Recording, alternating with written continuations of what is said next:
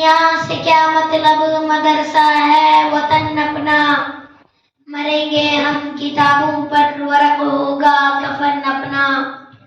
محترم سامعین کرام، آج کی مجلس میں آپ حضرات کے روبرو مدرسے کی مختصر حقیقت بیان کرنا چاہتا ہوں، امید ہے کہ باغور سماعت فرمائیں گے۔ مدرسہ ایک بہت بڑی نعمت ہے۔ آج کے دور میں مدرسہ بہت ہی قیمتی چیز ہے۔ اللہ نے آج یہ نعمت عطا کی ہے، ہمیں اس سے فائدہ اٹھانا چاہیے۔ علم دین کا اتنا سیکھنا فرض ہے جس سے نماز روزہ وغیرہ درست ہو سکے۔ علم دین کی تعلیم اس مدرسے میں ہوتی ہے۔ یہ مدرسہ ماں کی گود کی طرح ہے۔ جس طرح بچہ ماں کی گود میں پرورش پاتا ہے، اسی طرح انسان یہاں بھی پرورش پاتا ہے۔ یہ مدرسہ انسان کو انسان بناتا ہے۔ یہ مدرسہ چند افراد مل کر بناتے ہیں اور مدرسہ کئی افراد کو بناتا ہے۔ ہم مدرسے کی عمارت بناتے ہیں، مدرسہ ہمارا قلب بناتا ہے، اللہ سے تعلق جوڑتا ہے، اور یہی نبی کا کام تھا کہ مخلوق کو خالق سے جوڑتے تھے۔ جس طرح نبی مخلوق کو خالق سے جوڑتے تھے، اسی طرح ادارے ہم کو اللہ سے جوڑتے ہیں۔ لہذا ان اداروں کو نہ کوئی طاقت ہلا سکتی ہے اور نہ کوئی ان مدرسوں کو توڑ سکتا ہے۔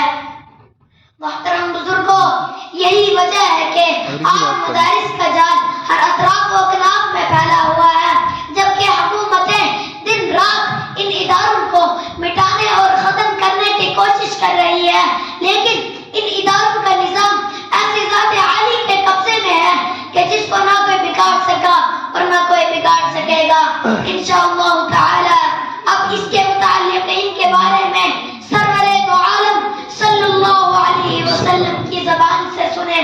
حضرت انس رضی اللہ تعالی عنہ حضور صلی اللہ علیہ وسلم کا ارشاد نقل فرماتے ہیں کہ اگر تم دنیا میں ان لوگوں کو دیکھنا چاہتے ہو جن کو اللہ نے جہنم کی آگ سے آزاد کر دیا تھا تو طلب علم دین کو دیکھو۔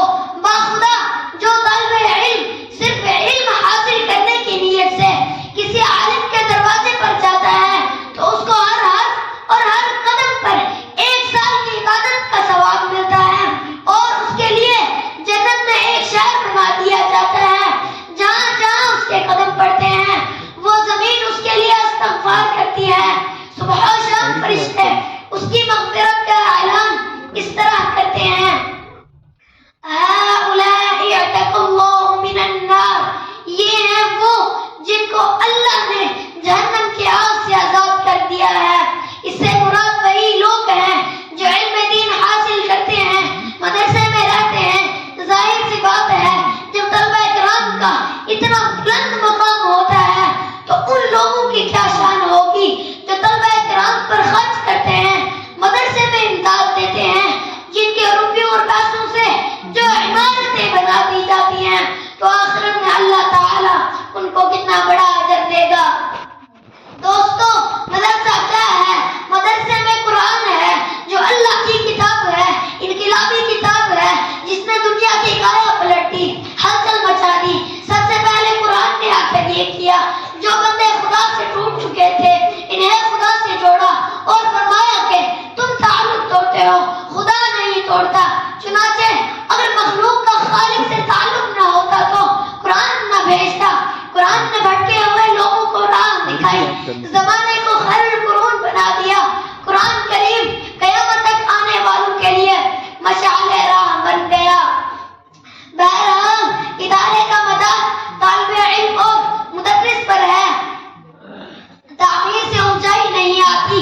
اس ادارے کا رشتہ اصحاب صفہ سے چلا ہوا ہے، جس کے معلم سرور دو عالم صلی اللہ علیہ وسلم تھے، اور جس کے طالب علم حضرت ابو بکر صدیق رضی اللہ تعالی عنہ اور حضرت فاروق اعظم رضی اللہ تعالی عنہ جیسے تھے۔ ہم یہ فخر سے کہہ سکتے ہیں کہ اولئک آبائی فجئنی بمثلہم، کہ کوئی یونیورسٹی سے فارغ ہونے والا اس طرح کا فخر کر سکتا ہے؟ یہ وہی دینی ادارہ ہے جہاں جبرائیل خود طالب علم بن کر استفسار کے لیے آئے تھے اور